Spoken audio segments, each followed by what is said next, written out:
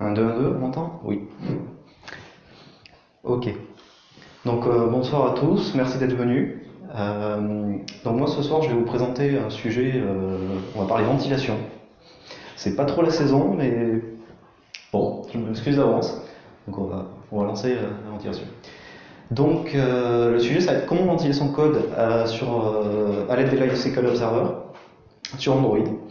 Ça paraît assez précis, mais en fait je vais vous présenter une méthode que vous connaissez peut-être déjà, mais qui peut servir à plein de cas. Donc je vais vous présenter ça. Mais d'abord, qui dit une petite présentation. Moi je m'appelle Thomas Salota. Je viens de rejoindre très récemment Monkey Patch, donc depuis lundi. Moi je suis spécialisé dans le mobile et le web. Donc en natif et un peu en cross-platform et en web. Mon Twitter c'est Tsalota, il n'est pas très actif, mais au cours de ce talk, nous allons parler tout d'abord de programmation Android. On va parler du lifecycle d'Android. C'est un sujet que tout le monde connaît. Et on va parler d'Android Architecture Components, puis de PO, programmation objet. On va parler un petit peu d'héritage et de composition.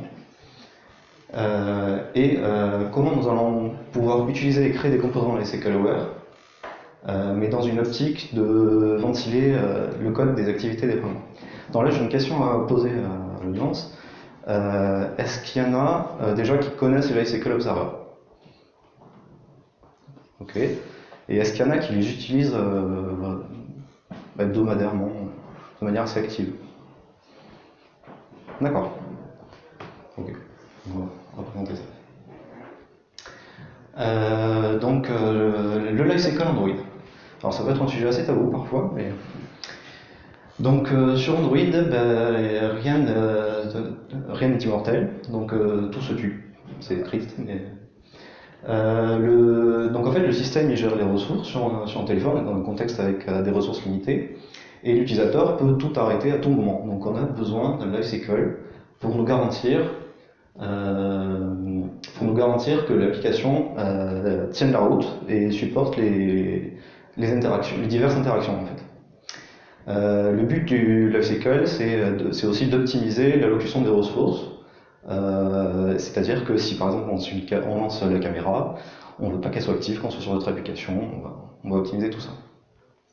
Donc le lifecycle, il est composé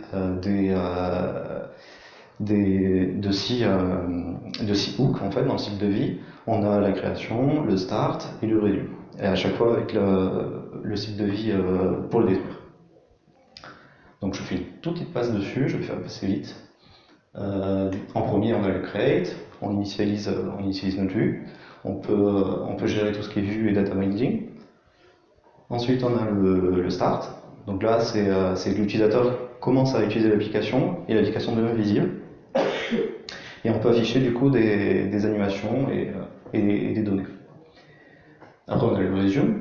Donc là, c'est vraiment l'utilisateur commence à interagir avec l'application. Et on peut initialiser tout ce qui est à durée de vie courte, donc le GPS et la caméra par exemple. Donc ensuite on commence à arrêter, donc là c'est le cycle, si l'utilisateur active le multitask par exemple, l'application passe en pause, elle n'est plus en avant-plan, et l'utilisateur va quitter l'application. Donc on va pouvoir arrêter tout ce qui est à durée de vie courte. Par contre, c'est toujours visible, donc c'est pas forcément un bon moment pour arrêter si par exemple on a bindé des données, c'est pas le bon moment pour arrêter de les observer. C'est plutôt sur le stop où là on va pouvoir arrêter le rafraîchissement. Et enfin il y a le destroy, on libère les ressources, on appelle à finish l'activité détruite. Voilà. Donc ça c'est un petit rappel. Alors là c'est le code d'une activity. Il n'y a rien d'extraordinaire sur ce code, c'est l'exemple de Google. On a la création, on a divers éléments, donc on va avoir un start, où on déclenche une animation, un resume, où on met en pause, enfin on commence on lance la caméra, pause, on libère l'accès à la caméra, Et stop, on arrête les animations. Et destroy, on peut éventuellement libérer la mémoire ou arrêter des threads pendant qu'ils sont en cours. Donc jusque-là, pas de problème, c'est classique en Android. Donc pourquoi est-ce que je parle de ça? En fait, je parle de ça parce que y en a qui peuvent se dire, en fait, comme on a tous ces hooks dans LiveCycle, on a tendance à vouloir tout mettre là.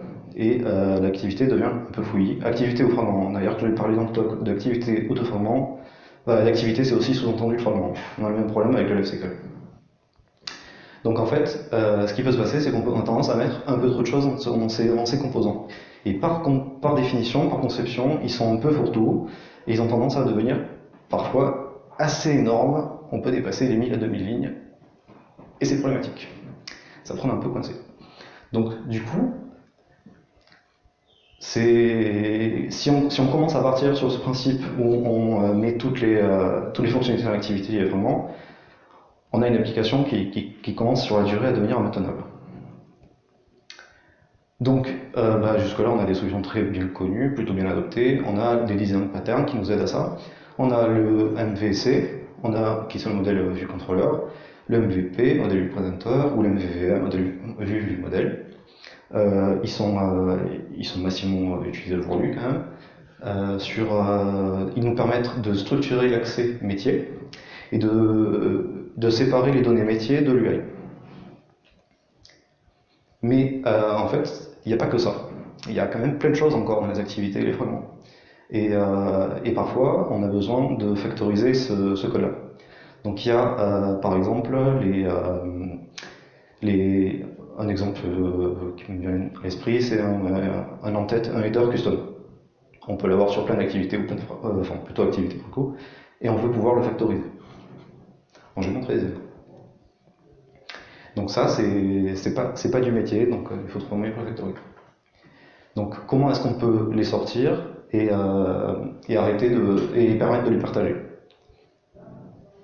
Donc en premier, sur Android, on est dans un contexte Java, on a tendance à faire de l'orienté-objet, donc l'orienté-objet dit héritage. Donc naturellement, on va vouloir essayer de faire une activity, une base activity pour hériter. Donc on va pouvoir partager du code. Donc, on va faire un petit exemple. Est-ce que c'est visible pour tout le monde? Non, ça donc, ça ne sera pas du code très compliqué. C'est vraiment très basique. Il y a une activité Hello qui affiche un template avec un texte qui dit Hello World et le tout avec un modèle vue presenter. Donc c'est un modèle vue presenter, d'ailleurs, il n'y a pas d'injection, il n'y a rien. Donc du coup, le présenteur est créé directement, on l'attache, on remplit l'activité, elle doit remplir un contrat, c'est la vue, et le présenteur il remplit lui un contrat qui est de dire bonjour. Donc en fait, ce qu'on voit, ce qui est intéressant, c'est que donc on a du create, on crée la vue, on affiche le message. Pardon. Quand on clique sur le bouton TextView qui sera affiché, on va appeler le présenteur pour afficher le message. Quand on est sur le start, on va subscribe au présenteur et du coup déclencher l'accès à la donnée. Quand on est sur le stop, on unsubscribe et du coup on arrête l'accès à la donnée de manière asynchrone. Et après on remplit un callback qui est show message où on affiche ce texte. Donc, juste en dessous dans le code du présenteur. Donc il est défini comme ça, il remplit un contrat. L'idée c'est il appelle la vue pour dire afficher message, et donc c'est bouchonné, c'est afficher hello avec un petit sourire. Et pas compliqué. Donc jusque là ça va. Après on peut donc du coup refactoriser ce code. On peut faire de l'héritage. Donc on peut créer une base d'activité qui va s'occuper d'afficher, de gérer le code du présenteur. Donc ce qu'on veut factoriser pour le coup dans le présenteur, c'est le fait de subscribe et d'unsubscribe, qui est lié au cycle de vie. Donc start, stop. Donc on l'a factorisé dans la base d'activité. Pour le Hello Activity, du coup, on l'a sorti. on a libéré du code, on l'a factorisé, on est content. Voilà, il n'y a rien qui a changé. Ensuite, au fil du temps, un PO arrive par exemple et nous demande: j'aimerais bien ajouter un header. Dans le header, il y a une image à côté du titre. C'est pas très standard, on ne peut pas trop utiliser la toolbar. Du coup, pour faire un header custom. Donc là, dans le create, on crée un header. Donc là, à côté, il y a un template. Donc je peux vous montrer à quoi ressemble l'application à ce niveau-là.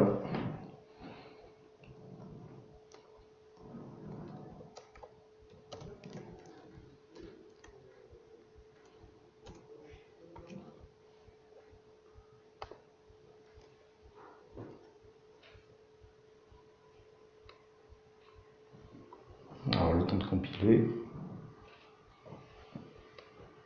Ouais. Donc elle est très basique. Donc il y a un header custom avec un petit singe à côté. Il y a un titre qui s'appelle. Donc du coup, on l'a factorisé, toutes les activités, ce header sera dans la base d'activités. Tout va bien.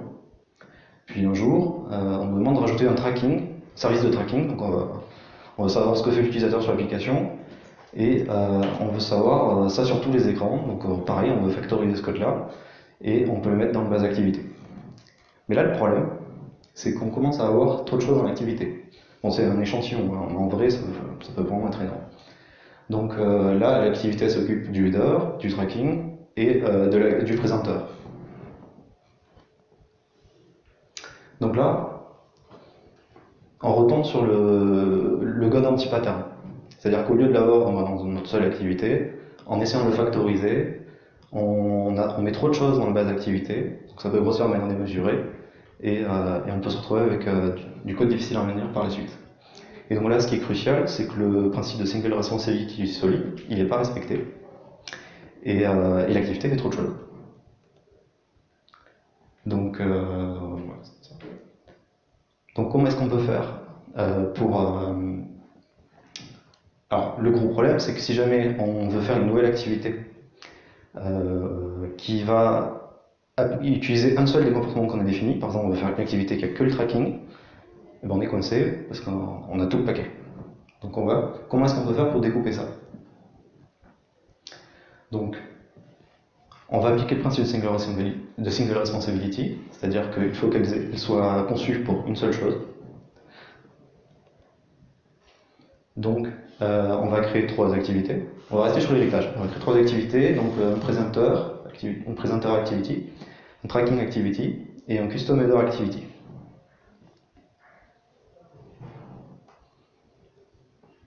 Donc, on libère le base activity, on met quasiment plus rien à part le set content view qui est vraiment pratique, avec un hook pour afficher le layout.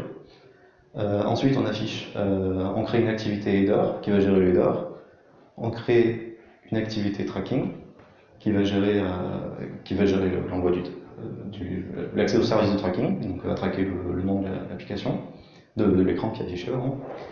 Et on va faire une activité présenteur qui elle va gérer le subscribe et unsubscribe au présenteur. Donc elle va savoir start stop comme d'habitude. Donc hello activity ça change rien, de ce côté-là on aura factoré, il n'y a pas de souci. Alors c'est mieux découpé, mais le problème c'est qu'en faisant ça, déjà c'est pas intuitif, parce que pourquoi est-ce que hello activité hériterait de présenteur et présenteur de tracking? Normalement en orienté objet ça se fait pas. L'héritage doit être naturel entre les classes, on doit pouvoir remplacer une partie par une autre sans que ça change le comportement de l'application. Du coup c'est trop rigide, c'est pas assez flexible. Et en plus, là, effectivement, si on veut prendre que tracking, c'est possible, mais on n'aura pas présenteur. Et si on veut prendre que le présenteur, on est obligé de tout avoir. Donc, quel que soit l'ordre dans lequel on oriente tout ça, ça donnera le même résultat. Enfin, on va se retrouver coincé. Donc, dans ce cas-là, en fait, il vaut mieux privilégier la composition. La composition, elle va nous permettre on va casser cet héritage et on va donner des comportements à l'activité. Donc, on va lui dire l'activité elle a un header custom, l'activité elle a un présenteur, et l'activité elle appelle le service de tracking. Elle hérite toujours la base activity, on pourra factoriser du code, mais il faut laisser ce qui est propre de la responsabilité de l'activité. Donc on peut faire ça. Donc l'idée c'est de casser, de renommer les activités, donc je les appelle SM comportement, BEOR, et de remplir un contrat. Donc l'idée on refactor, donc on garde le onCreate pour le header par exemple, et on passe l'activité en paramètre, et on lui dit très bien, mets à jour le titre, le custom title. Et par contre on définit un contrat, get custom title. Donc ça c'est ce que devra implémenter l'activité. Pareil pour le tracking. Donc on prend composition, on passe le contrat à renseigner, on laisse pareil la méthode refactor, onCreate, et on lance le tracking. Pareil pour la partie presenter. Donc start stop, on a passé en paramètre le presenter qu'on va devoir afficher, parce que ça c'est l'activité qui va nous le donner, et le contrat qu'elle doit respecter. Donc là le contrat c'est quelle est la vue, pour le presenter. Donc on start, on subscribe, on stop, on subscribe. Donc sur côté de Hello Activity, ça change un petit peu là pour le coup. On peut créer, à chaque fois il faut créer les BEOR, passer les contrats, faire en sorte que l'activité Hello elle implémente ces contrats. Et après, dans le create, il faudra appeler manuellement toutes les méthodes au bon moment. Donc on va appeler le custom header, on sait que c'est au create, donc on create et on passe à la référence de l'activité. Le tracking, c'est au onCreate. Le start, on appelle le presenter BEOR et le stop pour l'arrêter. Donc ok. Mais le problème, donc dans ce cas-là, c'est que on a effectivement du code souple et réutilisable, on peut le réutiliser. On a peu de couplage dans le code. C'est plus intuitif après à décomposer. Mais le problème, c'est que c'est sacrément chiant. Ça demande vachement plus de code et ça permet. Il y a des gros risques. On peut oublier d'arrêter, on peut oublier des stops, on peut oublier de libérer de la mémoire ou autre en appelant la bonne méthode. Et surtout, on doit se poser la question à chaque fois qu'on appelle un BEOR, à quel moment du cycle de vie il faut que je l'appelle? Au start, au stop, on ne sait pas. En fait, ce qu'on aimerait, c'est avoir une boîte noire à dire on veut ce comportement et on s'en fiche complètement de dans quel état tu te trouves. Et qu'est-ce que tu dois faire à quel moment dans le cycle de vie. Donc, j'arrive au lifecycle aware. Donc Google, en 2017, a sorti tout un tas d'outils censés nous faciliter la vie. Le gros point commun de ces outils, c'est qu'ils se reposent tous sur un nouveau mécanisme qu'ils ont créé pour l'occasion, qui est le lifecycle aware. Donc ils ont sorti, pour l'historique, ils ont sorti en même temps Room, ViewModel, LiveData et Lifecycle. Et le gros point fort, c'est que tout ça dépend en fait de lifecycle. Un peu moins pour Room. Donc, qu'est-ce que c'est lifecycle Donc, ils arrêtent pas quand ils ont présenté ça, ils n'arrêtaient pas de parler de lifecycle aware component. Qu'est-ce que c'est? En fait, c'est le fait d'abstraire le cycle de vie d'Android. On va essayer de faire en sorte de le masquer le plus possible pour éviter les erreurs. Donc ça, c'est ce qui a marqué dans la documentation sur le lifecycle aware component. Donc, en gros, ils sont censés nous aider à gérer nos activités et le cycle de vie de nos activités et de nos fragments. Ils permettent de gérer le changement de configuration de la rotation, d'éviter les fuites mémoire et de charger facilement d'autres données dans lui. Donc ça, c'est pour la partie live data. Et ensuite, ils disent aussi autre chose, ils disent un pattern qui est assez commun en fait, c'est d'implémenter des actions pour les composants doivent réagir en fonction du cycle de vie de l'activité ou du fragment. Mais ce pattern, ça amène donc ils disent ça amène à une pauvre organisation du code et à une prolifération des erreurs. Donc c'est ce qu'on vient de voir en fait, c'est qu'on peut oublier de faire des destroy, on peut oublier de faire on peut les libérer, et aussi on mélange beaucoup de choses, et du coup notre code est mal organisé. Donc il propose les lifecycle aware components pour bouger ce code, les séparer les composants, chacun a sa responsabilité, et faire un code qui est plus sûr. Donc les lifecycle aware components, c'est basé sur un principe du design pattern observer. Donc on va dire que sur le design pattern observer, on a un observable, ici ça sera notre lifecycle, on va observer le cycle de vie. On a un observer, c'est les lifecycle observer, puisque là les noms sont bien choisis. Et ensuite on a data. Dans la data qui est transportée, qui sera communiquée, c'est le state du lifecycle. Donc les avantages d'utiliser un design pattern observer, c'est qu'on va avoir moins de code et surtout beaucoup moins de couplage entre les composants. On va juste observer et réagir à la donnée. Ça permet d'avoir du coup un code qui est découplé et maintenant. C'est ce qu'ils vendent. En tout cas, on va voir si c'est vrai. Donc, le lifecycle. C'est une classe qui porte l'état du cycle de vie du composant. Donc, elle va exposer un state et des events à d'autres composants. Donc jusque-là, de façon assez naturelle, on va retrouver les différents événements qu'on avait dans le cycle de vie. On create, on start, on stop, on pause, on resume, on pause, on destroy. On stop, on destroy. Donc du coup on les retrouve là sur le schéma, c'est ce qui est dans le doc aussi. Donc create. Et donc à chaque changement d'état du cycle de vie, à chaque événement de changement d'état, on met à jour l'état. Donc ça c'est ce qu'ils ont rajouté, c'est le state. Donc on a l'état initialisé, créé, démarré, pause et détruit. En fait ça fait un U, et l'état, on va basculer dedans et revenir sur l'état détruit. Donc le lifecycle owner, c'est une nouvelle classe, enfin pour le coup c'est une nouvelle interface qui a été créée pour l'occasion. Ça permet d'indiquer qu'une classe possède un cycle de vie. C'est un marqueur en fait.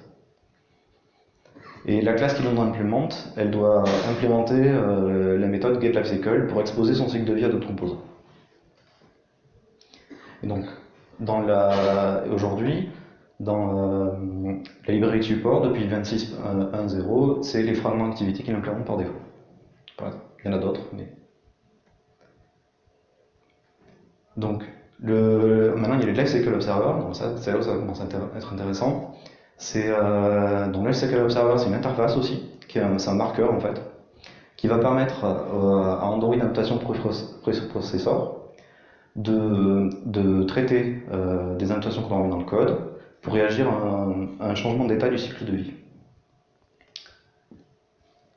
Donc, chaque méthode qui va implémenter cette annotation, enfin qui va être marquée de cette annotation, va être appelée au moment qu'on souhaite dans le cycle de vie. On va voir ça.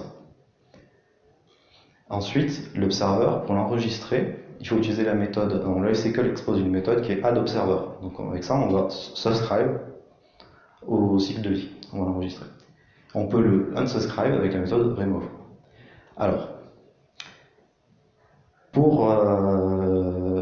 il y a assez peu de documentation sur la méthode remove, pour le coup, je trouve. Jusque-là, pendant un bon moment, j'arrêtais pas de subscribe, unsubscribe. Et en fait, il s'avère que c'est géré nativement. On n'a pas besoin d'unsubscribe à partir du moment où on détache l'observeur en même temps que l'arrêt du lifecycle owner. C'est-à-dire que si c'est une activité qu'on veut tout arrêter au moment où elle est détruite, ce qui est souvent le cas en fait, on n'a pas besoin de unsubscribe. Donc c'est que dans le cas où on a des composants qui observent pendant moins longtemps que la durée de vie du owner, du propriétaire. Donc on va voir ça. Donc comment on place tout ça? Dans la configuration Gradle, on peut rajouter, si on veut que les lifecycle, il existe deux versions de packages qui sont exposés, lifecycle runtime qui est une version très allégée du coup des lifecycles, c'est le strict minimum. Et on a besoin de reconfigurer la notation processor pour traiter ces annotations qu'on va utiliser. On a besoin du lifecycle compiler.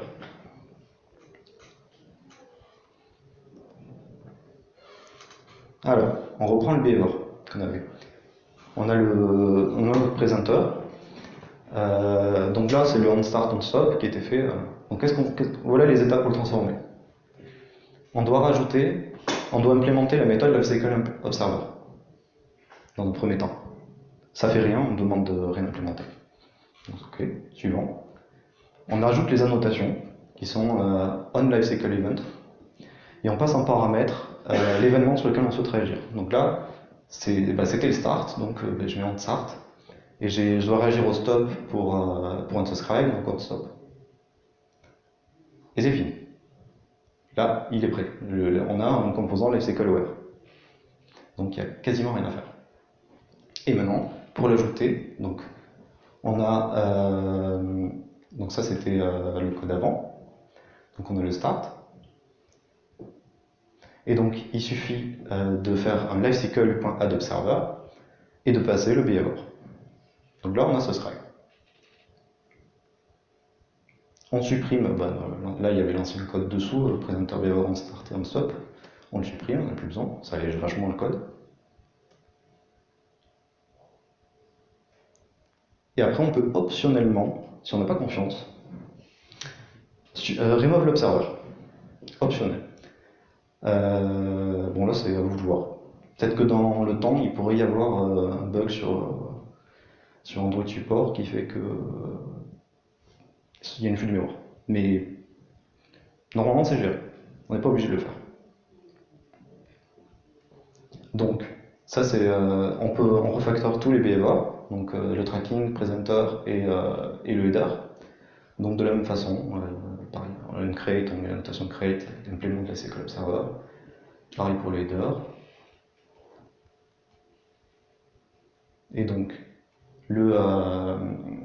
on supprime tout le code, on le déclenchait manuellement avec le cycle de vie, et donc on ajoute l'observer à chaque fois.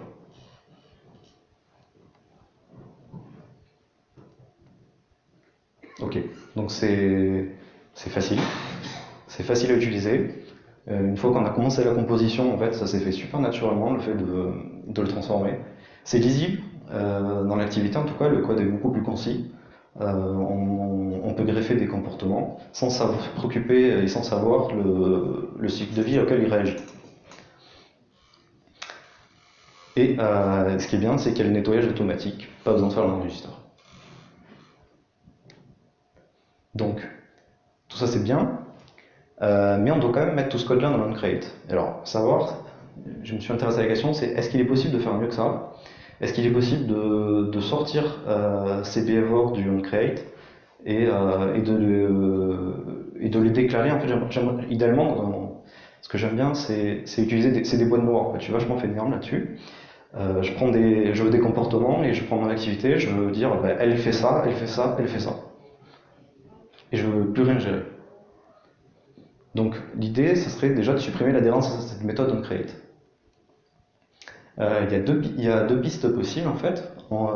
Il est possible de créer un lifecycle observer qui peut gérer d'autres lifecycle observers. Ça fait un peu inception, mais ça peut faire. Et on peut aussi exploiter la délégation par propriété de Kotlin pour alléger la syntaxe.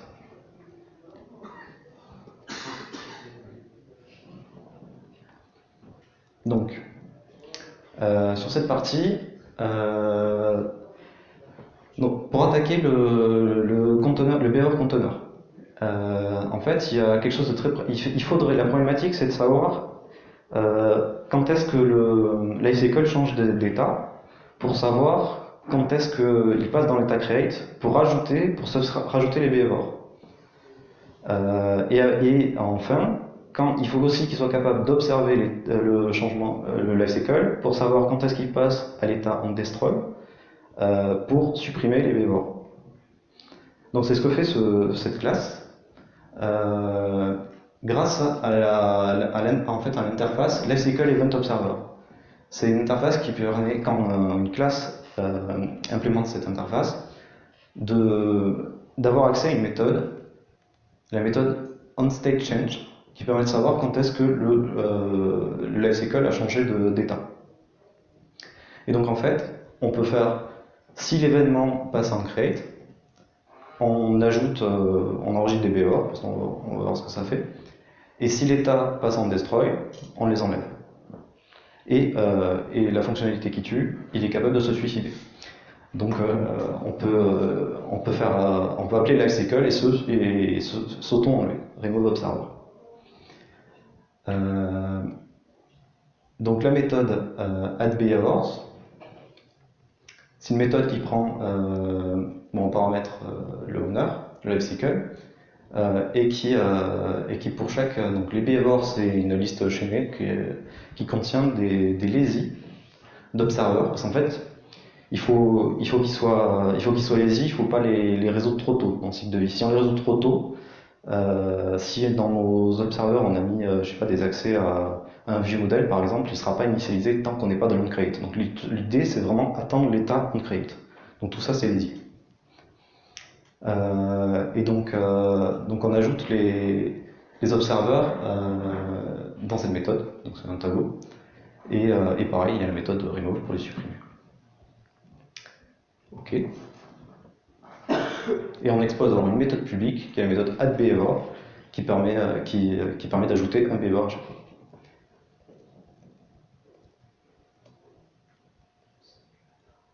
Donc, on a l'idée après, c'est de créer une interface, un peu comme Android a fait sur lifecycle-owner. Donc, un behavior subscriber, c'est un marqueur aussi, qui indique que la classe contient un behavior container, qui lui permettra de gérer gérer ces behaviors. Et donc on peut le faire, après pour rendre la syntaxe pratique à utiliser, on peut utiliser un delegate provider en Kotlin. Déjà, qu'est-ce que c'est le delegate? Le delegate, c'est quand on utilise le by quelque chose en Kotlin, ma variable by. Donc si vous utilisez coin, par exemple, c'est by lazy, by inject. Donc en fait, c'est de la délégation. À chaque fois qu'on va lire la donnée, la variable ou la CT, ou lui donner une valeur, appeler une méthode et pouvoir décorer le comportement. Donc c'est le cas avec par exemple le délégué qui existe notamment readOnlyProperty. Donc là, ça dit à chaque fois qu'on fait un get sur la propriété, on va appeler la méthode getValue. Voilà à quoi ça sert. Et donc ce qui est intéressant, c'est que s'il existe un opérateur en Kotlin qui est provideDelegate, si jamais il est renseigné, on peut créer une factory de delegate. Et donc l'idée, ce qui est super intéressant, c'est que quand quand l'activité va s'initialiser, on va pouvoir exécuter ce code-là, quand elle sera instantiée. Et donc le onCreate n'est pas encore appelé à ce moment-là. Donc c'est là que ça nous intéresse. Donc on va pouvoir créer un container. Il a juste besoin du lifecycle owner. On va pouvoir ajouter cet observer au lifecycle. C'est le premier, donc c'est lui qui va gérer les autres. Et après, retourne vis parce que la classe est à la fois une factory, enfin à la fois un provider et un délégué. Parce qu'au final, on n'a pas besoin de faire d'action sur le getValue, on a juste besoin de renvoyer le behavior. Et enfin, on peut exposer une extension fonction juste une fonction, pardon, pour exposer ce délégué. Bon, ça peut être un peu velu, mais on va voir pourquoi. L'idée, c'est qu'après, dans la base activity, on peut créer un behavior container, donc du coup, qu'on vient de créer, et utiliser le délégué bind container to lifecycle pour l'attacher au cycle de vie. Et on peut faire la même chose quasiment avec le behavior. Donc là, l'idée, c'est on le résout de manière lazy, on l'enregistre au conteneur, On le retourne quand quand on implémente la get value pour qu'il retourne la valeur de manière lazy à chaque fois qu'on accède à la donnée. Et après on déclare le refactory. Donc je crée une annotation behavior qui fait rien en fait, mais c'est pour après, améliorer la lisibilité après. Donc au final, bon, c'est ça qui est intéressant, c'est de voir à quoi ça sert. De toute façon, le code sera disponible sur les sites. Donc ça c'est le code avant, on avait un lazy avec les behaviors qui étaient déclarés, et on devait appeler l'onCreate. Et donc après ça peut devenir ça. Donc il suffit de mettre la notation et de déclarer le behavior, et au lieu de remplacer le by lazy et le déclarer, on fait by behavior factory. Et il va s'auto-ajouter au cycle de vie et s'auto-enlever. Et donc en fait on peut sortir tout son code du onCreate, et donc à cette étape-là, on peut décorer, ajouter des comportements sur l'activité. Et donc par exemple, j'ai rajouté un behavior réactif. Ça c'est pour les amoureux de RX. Si vous avez envie d'utiliser RX, donc ce qui est honorable, il faut gérer aussi le fait de nettoyer. Donc vous pouvez souvent créer un composite disposable, et il faut, dès qu'on subscribe, récupérer cette description et la nettoyer au bon moment. Et ça, par exemple, c'est un cas d'usage des behaviors et de l'FSQL Observer. On peut mettre ce code-là dans un behavior, et en faisant ça, donc on rajoute Reactive Behavior, on fait implémenter l'interface, le contrat, l'activity doit implémenter ce contrat, et ce contrat permet de rajouter Start Observe, et il expose le disposable. Et du coup, on peut subscribe et rajouter notre subscription à ce disposable. Et il sera auto-géré par le behavior.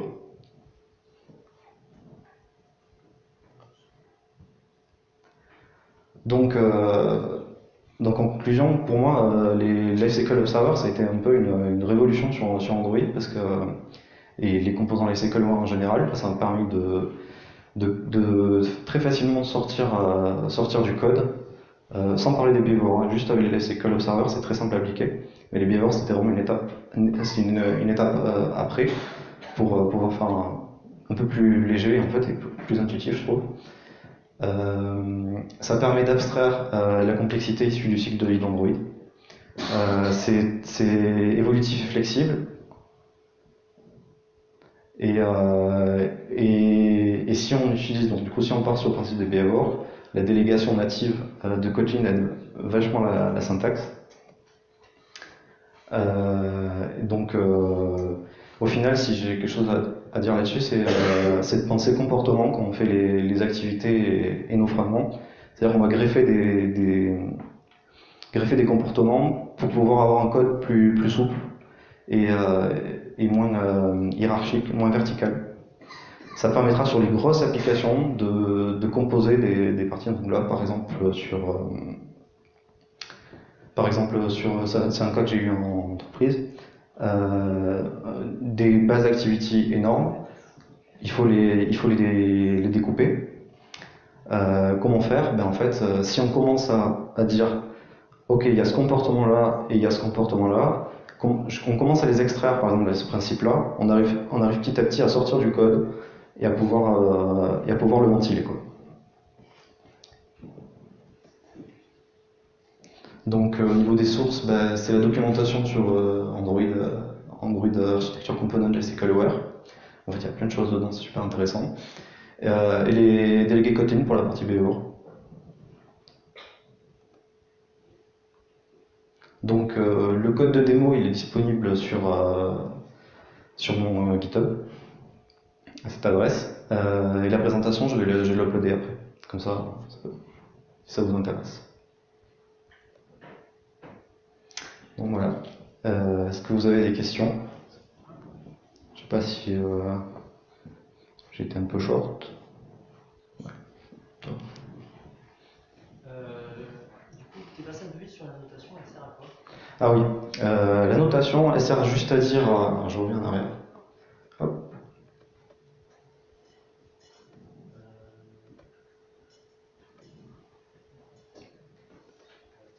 Voilà. Mais en fait, les délégués ajoutent les lifecycle observers automatiquement. Et en fait, on n'est pas forcément obligé d'interagir avec. Et donc en fait, la notation, ça sert à l'identifier déjà visuellement et aussi à rajouter par exemple avec notre IDE, si jamais je le laisse comme ça, on a un warning, attention, behavior non utilisé. Alors qu'en fait, il sert puisqu'il est automatiquement ajouté par le délégué. Alors en fait, la propriété n'est pas exploitée dans la classe, donc on a des warnings. Ça permet de les virer et de les marquer clairement. C'est des behaviors. On peut faire une règle lisse. Oui, aussi. Tout à fait. D'accord, parce que là, du coup, c'est verbeux, ça sert pas. Oui. On peut. Personnellement, moi j'aime bien les marquer comme ça, mais après, vous pouvez faire ce que vous voulez là-dessus si ça vous intéresse. Voilà. Est-ce qu'il y a d'autres questions? Voilà. Ouais. Moi, si ma question est un peu débile, pour mon domaine de travail. Imagine que j'ai deux behaviors, un behavior A et B, qui sont juste sur le même événement, disons onStart. Si j'ai malheureusement ou de façon volontaire, ces deux behaviors qui sont dépendants. Genre, il faut absolument que le A se passe avant B, sinon ça crache. Ou alors, si jamais ils ne se font pas dans le bon sens, ça ne marche pas comme je veux. Est-ce qu'il y a une solution pour ça, ou est-ce que c'est une question débile en fait, je pense ça. Non, ça peut être une bonne question. En fait, c'est pas un cas d'usage qui arrive souvent, je pense. Parce que si on découpe bien les behaviors, normalement, ils sont pas trop dépendants entre eux, interdépendants. En tout cas, est-ce qu'il existe un mécanisme, quelque chose pour garantir qu'ils soient appelés dans l'ordre? Pas vraiment. Normalement, ils sont appelés dans l'ordre dans lequel on les a enregistrés, add observer, mais en fait, derrière, donc dans le code, la façon dont c'est codé dans la librairie, c'est une hash map. Donc avec la clé, c'est le nom de la classe. Donc il n'y a rien qui détermine que l'ordre soit respecté. Normalement.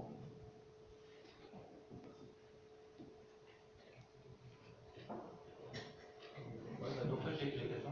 Oui. Est-ce qu'on peut mettre d'autres états que les 6 états de base? Alors, il y a un dernier état, c'est le any, réagir à tous les événements, mais après non, on peut pas. C'est vraiment ces états-là. Donc en fait, ils ont fait ça pour matcher avec tous les états, les états qu'on match sur le fragment et l'activité en fait. C'est les états sur lesquels on est censé réagir. Les autres après, ça fonctionne pas. Exemple, la création des menus par exemple. On create, dès qu'on veut rajouter des entrées dans les menus et tout, on n'a pas les événements avec ça. Donc. Oui. Il n'y avait pas des états aussi par rapport à vis-à-vis de l'application? Vous détectez aussi maintenant avec tout ce qui est lifecycle, quand l'application passe en background, on revient. Au final, tu l'auras via le, si je dis pas de bêtises, via le stop et tu penses à quoi? En fait, pour savoir que ton application est passée en background, de base, il n'y a rien, parce que Oui. tu peux avoir plusieurs activités empilées qui sont toutes arrêtées. Oui. En général, la seule façon qu'il y avait avant de savoir que ton application passait en background, c'est de compter le nombre de start et le nombre de stop qu'il y avait, et puis si tu voyais qu'à un moment c'était à zéro, c'est que globalement, ton application, toutes les activités étaient arrêtées et que tu étais en background. Il me semble que dans les lifecycle, maintenant, il y a un moyen de se plugger dessus plus natif, on va dire, que d'aller faire du bricolage comme ça. J'ai pas trop cherché de ce côté-là. Je connais pas la réponse. Je sais pas si quelqu'un connaît. Est-ce que tu as mis activité et fragment, mais est-ce qu'on peut aussi observer application via le même système? Alors, ça n'existe pas de base, à ma connaissance. Par contre, on peut le faire. Parce qu'en fait, ils ont, en plus, ce qu'il y a, il y a ce qu'on appelle le lifecycle registry. C'est une classe qui permet de gérer un ensemble de lifecycle, un peu comme le conteneur en fait. Mais ils ont ce lifecycle registry, il a des méthodes en plus qui sont mark state. Donc on peut nous-mêmes créer un lifecycle owner et lui dire, quand on est dans par exemple quand on est dans l'application, on fait le onCreate application, on fait point, enfin on start, et donc techniquement tu peux le refaire. D'ailleurs ça peut aussi se faire sur un service, un worker ou autre.